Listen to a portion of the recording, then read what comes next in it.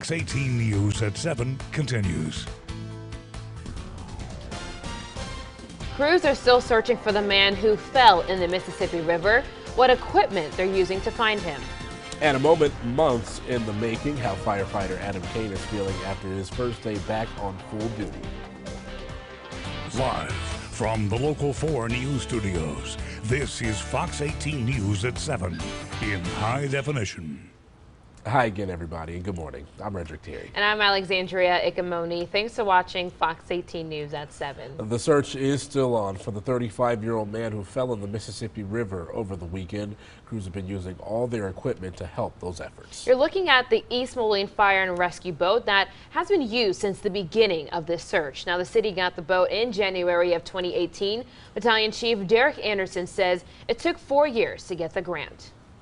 It was a little different from what the manufacturer normally builds, but the guy that designed it was a marine architect, so he kind of knew what he was doing with it. We told him what we wanted, and they pretty much built it to our specifications. The search is now going on the 4th day. Anderson says they will not deploy again unless their help is needed. Clinton firefighter Adam Kane is back protecting his community after months of recovery. The 23-year-old was seriously injured back in January while responding to a fire at the ADM plant in Clinton. His colleague, Lieutenant Eric Hosette, was killed in the explosion there. Kane has been doing light work at the station since last month, but yesterday he put on the gear for the first time since his accident. While he says he is a little nervous getting back on the job, he's glad to get things back to normal. I was a little nervous, it's like the first day of work.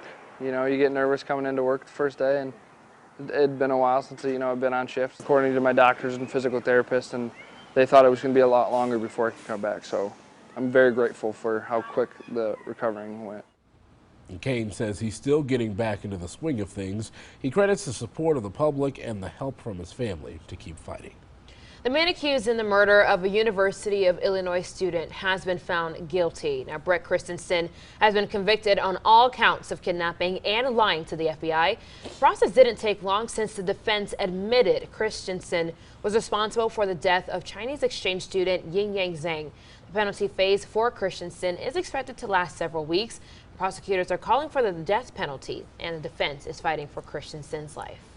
President Trump approved new financial sanctions aimed at Iran's supreme leader Ayatollah Khamenei. Those sanctions start our national headlines. The measure also targets 8 Iranian military commanders and Iran's foreign minister. The president urged the Iranian regime to come to the negotiating table. Last week, he called off retaliatory attacks at the last minute after Iran shot down an unmanned U.S. drone. To Texas now, the U.S. government has now removed most of the more than 300 migrant children who were found last week living in dirty and filthy conditions at the Border Protection Facility. Lawyers say hundreds of migrant children were forced to sleep on the floor for weeks without enough food in the facility just outside El Paso. Another Major League Baseball team is extending their netting at the stadium. The Los Angeles Dodgers announced plans to extend protective netting at Dodger Stadium. That's after a foul ball struck and injured a fan just this past Sunday. Line drive injuries gained attention last year when a foul ball killed a woman at Dodger Stadium. Back at home, the city of Davenport is working with King's Harvest Pet Rescue to negotiate a contract to better help animals in our area. Yeah, this could mean the no-kill pet facility would have more space for animals and they can hire more staff. The contract comes after the Scott County Humane Society gave its 90-day cancellation notice with the city. Fox 18's Taylor Bozer has that story. King's Harvest Pet Rescue Assistant Director Rochelle Dougal loves her job. At the end of the day, it is so worth it and so rewarding. The facility is completely full of dogs and cats. It's really hard to feel satisfied when there's always something that needs to be saved. A possible contract with the city of Davenport could increase their space, allowing them to shelter more animals. We'll have a lot more options available. Through the contract, the city would hire animal control. It would be different from the contract with the Humane Society because they contracted out animal control completely, whereas our contract would be more there to shelter animals and not necessarily be out in the streets being animal control officers. The contract could also allow the shelter to hire more staff members. Oh, lay down. Oh, yeah. Dougal says they are still negotiating with the city.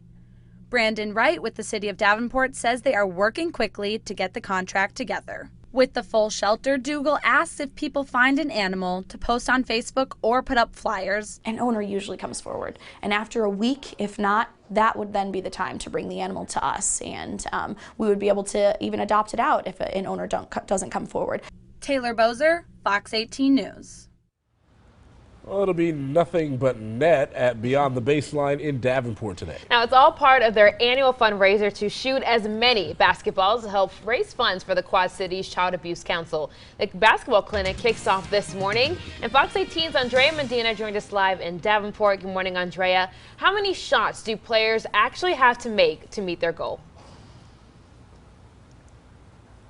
Good morning, guys. They have to make 20,000 shots. Yeah, I'm not kidding there. 20,000. That's a large number, but they're confident that they're going to meet that goal. And it's all an effort for basketball players of all ages and community members to come together, all for one goal: to give back to the Child Abuse Council here in the Quad Cities. And we have a couple of players from the Iowa and Illinois Stunners Basketball Club. We have Emma over there, we have Shama, and then we also have Chase. Let's go with Chase first. Now, Chase, you've been a part of this team for a while, and you've been taking part in the fundraiser for a couple years now. Why is it important for you to be a part of it? I like to give to the community and help out people who need it. And are you confident that you guys are going to meet that 20,000 shot goal and the $2,000 as well? Yes, I think that we could do that. All right. And what's kind of the game plan? What's going to be the secret to being able to accomplish that? Get a lot of shots up. Well, this practice helps a lot too, I'm sure. Yeah. Thank you so much. All right, so let's head over here. Now, what is your goal? How many shots do you personally plan on making in today? 1,000. 1,000. Yeah. And so is that going to be over the course of 4 hours or within an hour? Okay. 4 hours. 4 hours, okay. Because I was going to say that's a lot for just 30 minutes or an hour. No. It's what? That's way too much. Are you getting pretty tired right now? No. So, why is it so? This is going to be their first year taking part in this fundraiser. Why is it important for you to be doing your part as well? So I can practice and get better. Yeah, get practice, get better, and also give back. Isn't that right? Yeah. All right, so let's head over. Let's head over to Emma over here. She's been doing a pretty good job. She's been holding it down for the girls over here. Hey, Emma. So tell me, why? What does this mean to you? Why is it important for you and the rest of your team to be a part of this?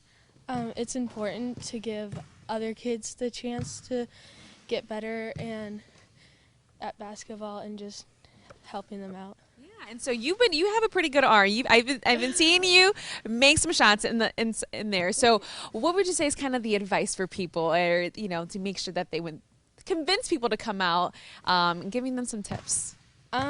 Just kind of square up and just don't push it with the other hand. Just kind of have it guided, not two-hand push shot. Yeah, absolutely. I'm gonna need some. I'm definitely gonna take you up on those tips. Now, another thing, why should people come out? Why is it important for people to support, this fundraiser and to help the Child Abuse Council? Because there are kids out there that really need help, and for them to come out and help this charity is really important, so they can get the help they need. All right, well, you heard Emma, you heard the rest of the kids. It's a great way to give back. Again, you're going to be getting a good workout in. You're going to be, tightening up those skills, those shooting skills. You're going to get some pizza as well. That's a good deal, right? And this this fundraiser is $20. You have access to it for 4 hours. It's going to be from 9 until 1 here at Beyond the Baseline in Davenport. Again, it's all going to be going to the Child Abuse Council, and it's an annual event that they have here. Anchor Alexandria, back to you guys. Obviously, a very good cause, Andrea. Yes. Thanks so much. We'll check in with you a little bit later. 20,000 shots. That's amazing. That's a lot of shots. That is a lot of shots. I feel like they can do it. Looking certainly. at the kids behind me or behind Andrea, they were just nothing but net there. So I would be there to support, maybe get some free pizza, because I can't shoot a basketball. I won't lie to you. It's just not my talent. Maybe you could go over there and learn. Yeah, that's true. Hey, one shot means something. What do you think, Ash? Yeah, you can't teach this old dog new tricks. I wouldn't. I would be no help there. But I believe in you, Alexandria. Yes, I do. We can do it together. All right. I sit right under the rim. Just. All right, here today, back up into the mid-80s. Sometimes that doesn't even help, but today hopefully It'll help to have some great weather outside. Really going to be gorgeous. We're already starting off comfortable. I mean, temperatures in the upper 60s, winds out of the southwest. You take that, you take the sunshine, mix it all together. You get temperatures all the way up to the mid-80s. Nice warm day ahead of us here. 68 in the metro area right now. You can see a few showers racing across Iowa, making a beeline for us, but a lot of these dissipating before they get here, and I really wouldn't be worried about anything too strong as they make their way through. And really, I mean, there it goes, 85, 86 today for those high temperatures, and overall, just it's a great day. Yes, I think so. I'm really looking forward to this, actually, until it hits that mid-80 part. Then I'll be in the house and my air conditioning. But nice, and for the most part, look at those bright reds on there, and then we're gonna get some deep reds later on this week, and those color maps. I'm scared. You should be. A little bit. We're scared. Yeah. All right, thanks. We'll be right back after this. Time now, 7:41. Fox 18 News is live at 7 with Redrick Terry, Alexandria Ikomoni, and meteorologist Ash Simpson. You're watching Fox 18 News at 7 in high definition.